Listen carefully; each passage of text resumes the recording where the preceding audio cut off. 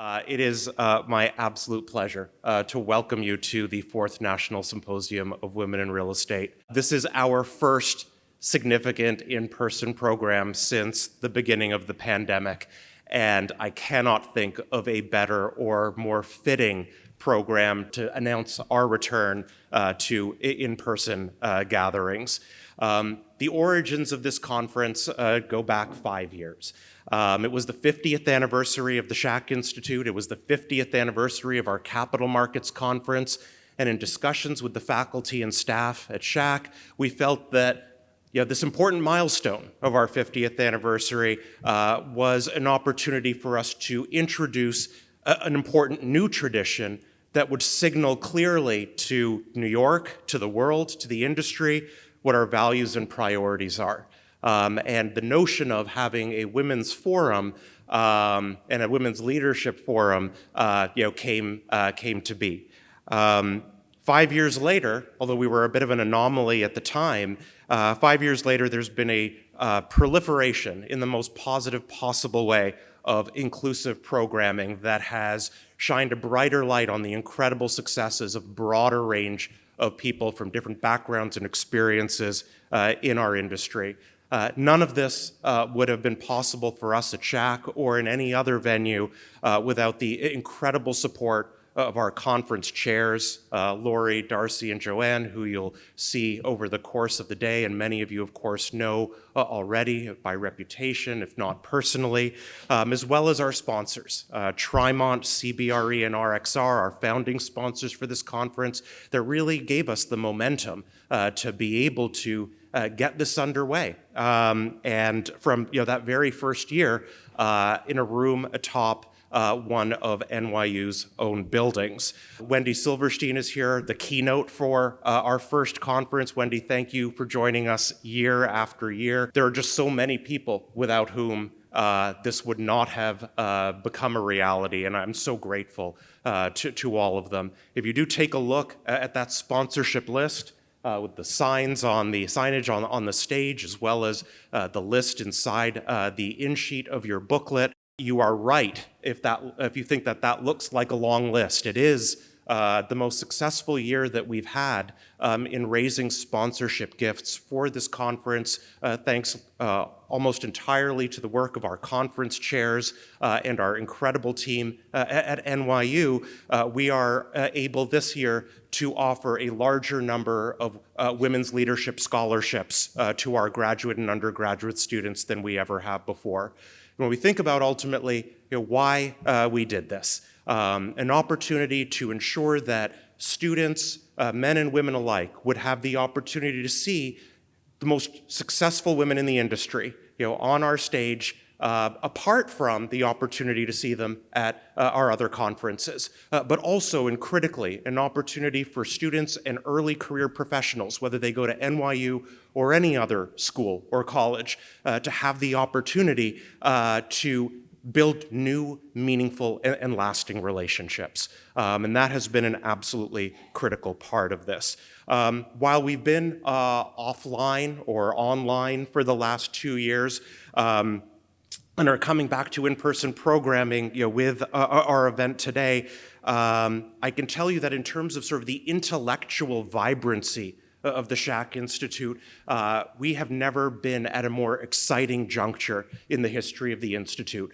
While the pandemic has introduced incredible challenges for every aspect of our industry, and in some cases introduced opportunities, it's been an important time for us to challenge our notions about how real estate works, how we each contribute to the industry, the value and the relevance of space, the way that cities like New York compete with one another to attract talent and create new value.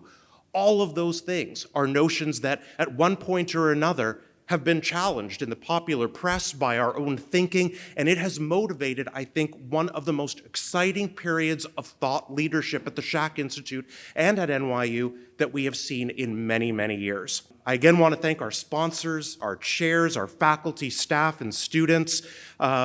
We've made a lot of progress as an industry over the last 5 years, and that builds on an exceptional momentum in the many years that preceded all of the things that have happened in real estate since this conference was established in 2016 and 2017. The pandemic, however, has also uncovered that there is still so much work for us to do.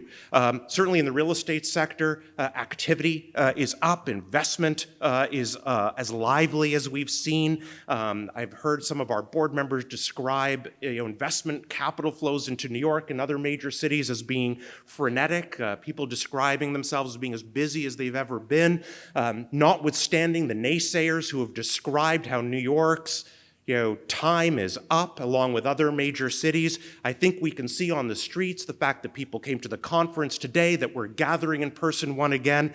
New York will take time, but it is back. In fact, it never went anywhere at all.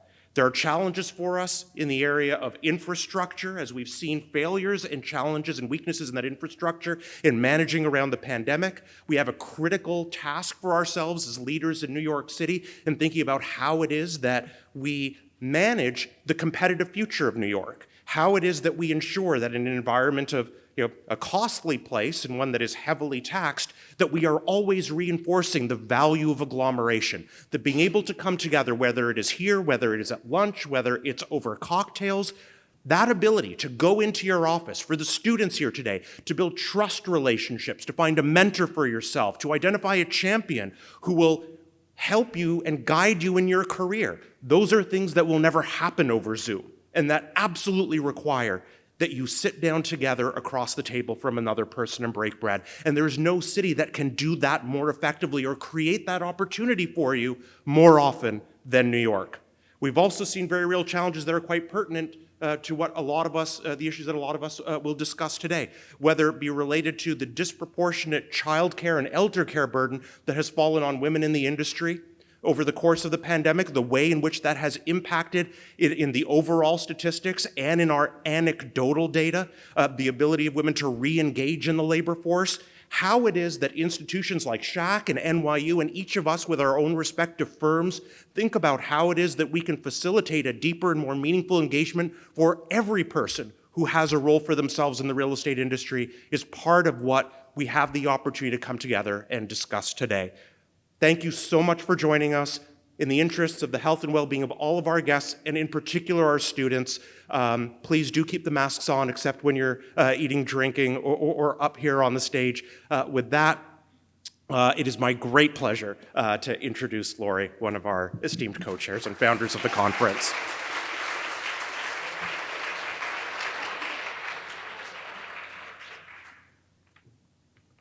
Good morning, everyone. So happy to see you all here, and I really mean that. While we were planning this 4th annual NYU Shackwire Symposium, Darcy assured me that people would come, and an enormous smile appeared on my face, like you're seeing now. It reminded me of the Beatles' hit song, "Here Comes the Sun." It's like a metaphor as we emerge from the isolation we all experienced during the pandemic over the last year and a half. I'm reminded at this inflection point as we now all sit here today together how important that community is and has been in supporting me as I've grown and succeeded in my career. This was underscored during the pandemic. I remember early on in March 2020, when the 2 weeks that we were supposed to be staying at home to flatten the curve evolved into endless days, weeks, and months of isolation. There was distance learning and work from home, all of which was synonymous to me with stress, anxiety, isolation, and frustration. I had my then 10-year-old daughter, Jade, at home, who I was now responsible for teaching, supervising, entertaining, and getting her on Zooms. All while I had a business to run, a team of 50 people who I was responsible for, ensuring that they could all work remotely, understanding an unknown coronavirus and when it might be safe for us to return to the office, how we would return that would be safe and comfortable for all, and of course a business with uncertainty as to where the market would go and how our investments would perform. I was fraught with anxiety and stress during those early months of the pandemic and lonely. I felt isolated and disconnected. After all, Zoom is not connection. Zoom is not being able to be in a room like this with all of you and embrace you in our being together. The days were so long, and yet intermittently there were bright spots. Marjorie Sang, who reached out with words of encouragement and strength. Rika Lislow, Sherry White, and Debbie Regal, who all had weekly calls with me to make me laugh and take a break from my misery. Susan May, who called to commiserate how much this all just sucked. My Wednesday night women's cocktails group, who lent humor, support, and much-needed market updates. And Leslie Himmel, my angel, my partner, and my friend, who met me for weekly walks in Central Park with our daughters, which felt so much more like vacations to me at the time. I came to realize that it was during those moments that I felt happy and relaxed. It was during these times that I felt connected. And it was the connection to all of these amazing women in our industry, all of whom have been there to cheer me on and support me, laugh with me, mentor me, and make me believe in myself as I've grown and progressed in my career and my life. The Beatles sing, and I will not horrify you with my singing this morning. Here comes the sun, little darling. Here comes the sun. And I say, it's all right. Little darling, it's been a long, cold, lonely winter. Little darling, it seems like years since it's been here. So here we are, after a long, cold, lonely winter of fear, illness, and death, which so many of us have endured. And even if, like me, you and your family were spared from that, there has been anxiety, isolation, stress, and sleepless nights for all of us. I asked myself a million times, when will this end? When will we be all together again? While so much is still uncertain at this time, we have great hope as we sit here today. And as the Beatles remind us, the smiles are returning to their faces. Our smiles spring from so many places. They spring from a vaccine that was created and distributed more quickly than any of us could have ever imagined. They spring from the reopening of businesses, schools, restaurants, gyms, salons, thank God, and Broadway. Maybe not as quickly as we all would have liked, but done in a way that will keep us safe. From me, my smile springs from being here today with all of you after what we've learned this year. In this year of disconnection, remote work, social distancing, and distance learning, we have learned how much we all value connection. As a community, we understand that belonging has never felt more important than it does now. Our smiles spring from what we have learned about community and the power of our real estate community in embracing women, diversity, and competing views. When Dean CHANDAN first approached me with a vision for this conference, one of the goals was to help empower and inspire all of you to do what all of the women who you will hear speaking today on our panels have done and are doing, to understand that there are amazing opportunities that exist for women in real estate, and most importantly, that there's an opportunity for each of us to lead, to mentor, to inspire, and to support all of you. One extraordinary woman whose name you should know was my dear friend, Amira Yunus, who lost her long battle with cancer last month. Amira was a former model who turned real estate broker and became one of the city's top-performing retail brokers over her 20 years in business. She was only 51. She was brilliant, beautiful, fearless, passionate, driven, and tenacious, and she worked tirelessly for her clients. When she brought her first tenant into pitch, she was told that a man would accompany her on her pitch meeting. She said, "No way." And if you knew Amira, you knew she said more than just no way. And she took that meeting on her own, and she, of course, landed that client. Amira was a trailblazer for women in real estate, for all of you. She was a force of nature, and she left her mark on our industry. It is in part because of her that doors have opened and that you can do that which you might not have been able to do. She left us too soon, and I will miss her terribly. I guess God needed a retail broker. Like Amira, there are many women in our industry who have shattered glass ceilings and are trailblazing, paving the way for opportunity and success. And while our progress is significant, so is our opportunity for growth. It is through relationships, mentorship, and connection that we will continue to rise and soar. Remember, as women in real estate, each one of you, each one of us is somebody's little darling, And let us hope that we each bring to each other and receive more sun this year. I am so excited for the incredible lineup of panels and panelists that we have for you today. Thank you all for participating and making the time to be here. You will meet industry leaders in leasing, finance, construction, development, and government, and we'll also hear from Kia Clark, the CEO of the WNBA.